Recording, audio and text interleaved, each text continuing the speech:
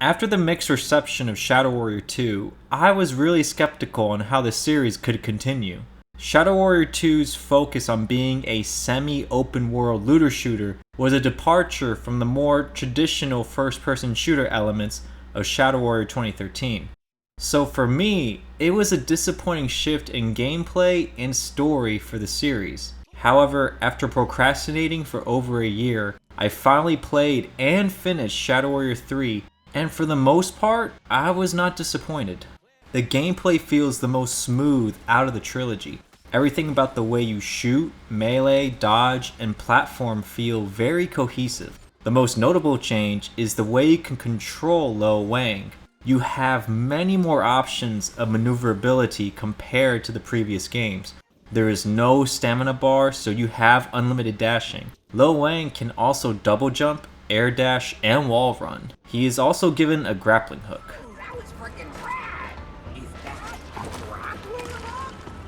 Everybody has one now, man. It's almost like mandatory.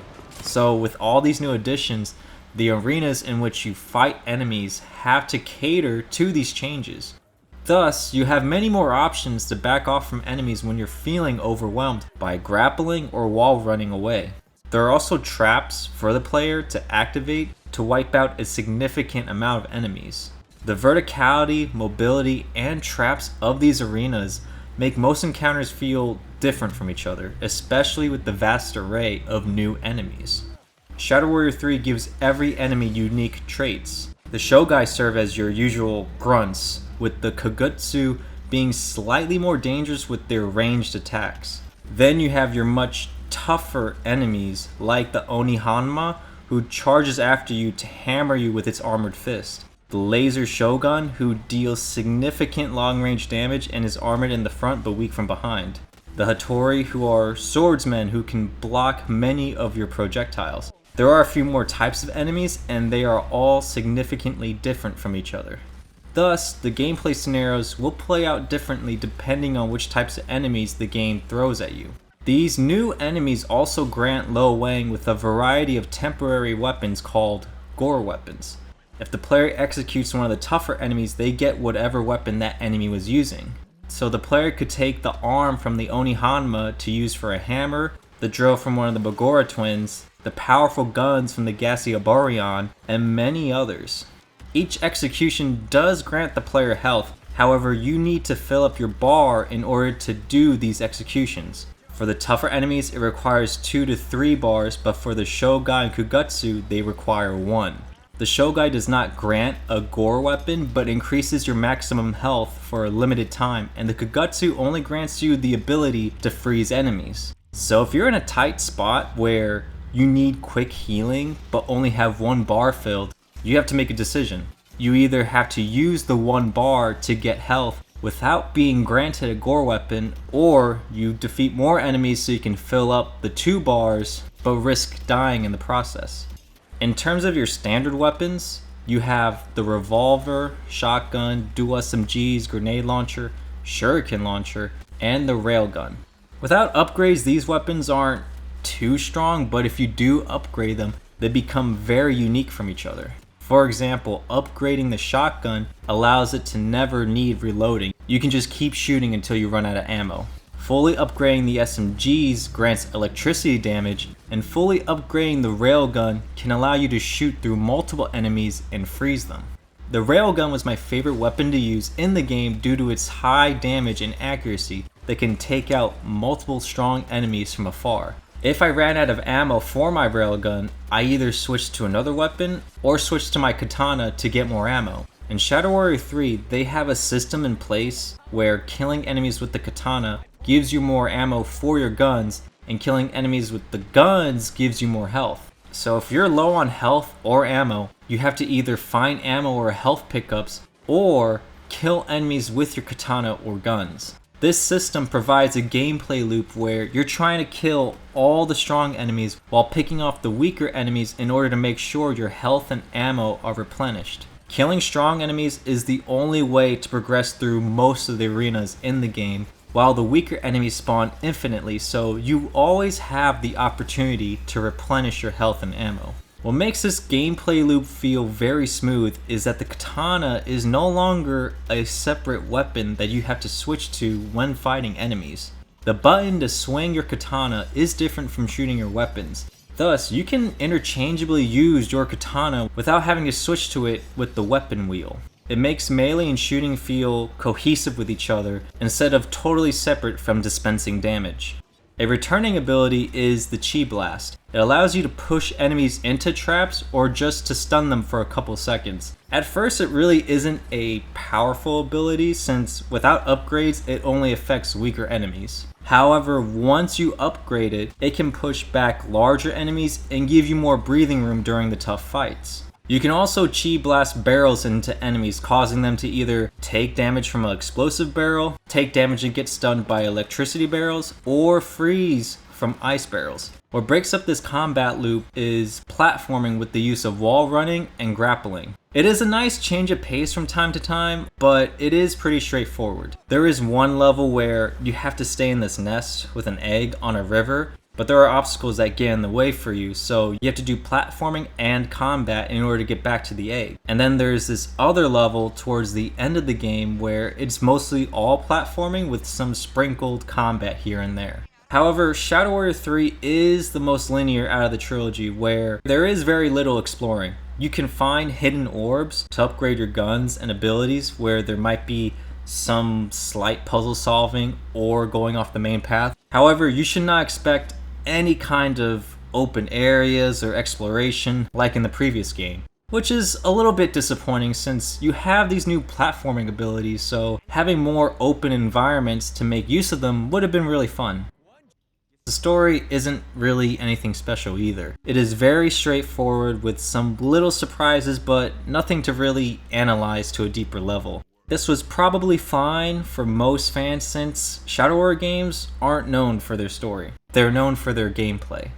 Before I started the game, I only saw very little gameplay in trailers, so I really didn't know what to expect. All I knew was that Lo Wang and Zilla were teaming up. So I was excited to see how they would work out their grievances from trying to kill each other in the previous games in order to defeat the dragon. But Lo Wang escapes from Zilla pretty early in the game. And Motoko is not really an interesting character. The only cool thing about her is that she has a spirit animal raccoon. The biggest surprise for me was the return of Hoji.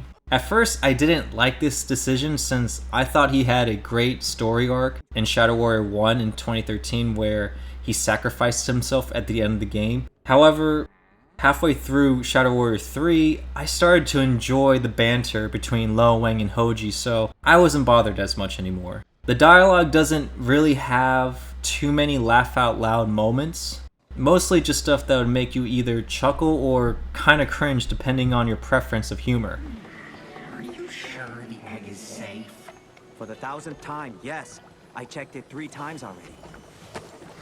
That giant cock slapped us around pretty good. The second biggest I've ever seen. I didn't know you bred roosters. Weird. Personally, for me, I don't think the dialogue ever tips over to being overly annoying with its comedic tone.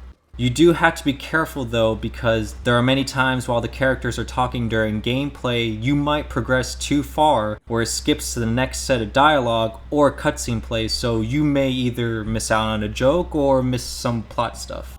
I just find it weird that they completely dropped Kamiko's character from Shadow Warrior 2 since she was the replacement for Hoji in that game. At the end of that game, it was theorized that she was the one that turned into the dragon, but in Shadow Warrior 3, they don't even mention her name, so maybe she was eaten by the dragon in Shadow Warrior 2. And also, between the second and third game, the dragon defeats Hoji's brothers, and you don't see any cutscene of it. The game killed off almost all connections from the previous game, so you are left off with an almost clean slate. So in a way, the game is a bit of a soft reboot. Either way though, they didn't really have a lot of room with the story since the game is pretty short. It took me less than 6 hours to complete the game on hard, and if I played this game on release day, I wouldn't have been able to replay the game on New Game Plus, or play it on Hero Mode, or play Survival Mode. When this game was originally released in 2022, there was literally nothing else to do. after completing the game besides just replaying it all over. There was no New Game Plus, so you did not have the option to replay missions with all your upgrades. There was no hero mode where you only have up to 3 lives for the entire game unless you do executions to gain lives. And there was no survival mode where you have to try to fight and survive for as long as you can. To be fair though, the game wasn't sold at full price at the time of release, but the option for New Game Plus or even just replaying chapters should have been there on release. However, the short length actually benefits hero mode. Since the game is 6 hours or less, you could potentially beat the game on hero mode in 1 or 2 gaming sessions. So if you did die, starting over wouldn't feel so terrible, and you can get back to where you were in a decently short time. It's not like the game is 15 to 20 hours where dying and starting over at hour 10 would feel devastating. The game has its moments where it gets really intense and you're on the verge of dying trying to fight and dodge your way through, and having limited lives just amplifies that intensity. Traps now become very dangerous, as setting them off at the wrong time could lead to an instant death. In this clip I activated this trap, but I didn't wait for the trap to return to its original position, so because I had no lives left, I had to start the whole game over. Obviously, it was a dumb decision to make that jump in the first place, but when you're in the moment and you have no lives left, it can lead to mistakes like this. Doing executions becomes way more important than just giving you a boost in combat, since it's the only way to give you more lives for the maximum of 3 lives. Executing one tougher enemy that requires 2 bars gives you much more progress into gaining a new life than just executing 2 small enemies with 1 bar each. Thus, if you're barely scraping by with lives, it's beneficial for you to save your executions for the tougher enemies. However, other situations may require you to execute the smaller enemies to give you that health boost that you need to make it past some fights. Thus, you have to strategize when to save your executions. The limited lives also make platforming very stressful, since, for the most part, the platforming sections are easy, but making a simple mistake will cost a life. Sometimes you may double jump at the wrong time or dash at the wrong moment, causing you to fall to your death. On my last playthrough, I had 0 lives going into the end of the 3rd to last mission, where you have to stay on this moving platform while avoiding obstacles that can instantly kill you. It's a fun segment normally, since you have to constantly jump off to wall run and then use your grapple hook to return to the platform. However, in hero mode, it becomes one of the most stressful parts of the game. After completing hero mode, you probably would move on to survival mode. It's nothing super complex, but honestly, I didn't really play it too much. However, I feel like making this a co-op mode for Shadow Warrior 3 would give it a lot more replay value. There are only 3 arenas to play in, so it may feel repetitive after a while. So it could either be something you may really enjoy or just not really bother touching.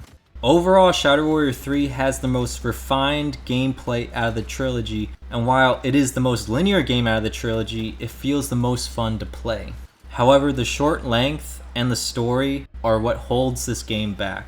If the game was just 2 to 4 hours longer, it could have benefited the story by doing a better job explaining what happened between games, or allowed for more intricate puzzles with the new platforming abilities. Either way, we are in a weird spot for the series, since by the end of the game, most of the world is in ruin. So I really wonder how they would deal with that plot point in a sequel. Additionally, none of the 3 games in the trilogy are all that similar to each other. So we don't know if they would stick with being a traditional shooter or make it an open world looter shooter again. Hopefully, we won't have to wait another 6 years for a sequel. Thank you all so much for watching. I will see you all next time.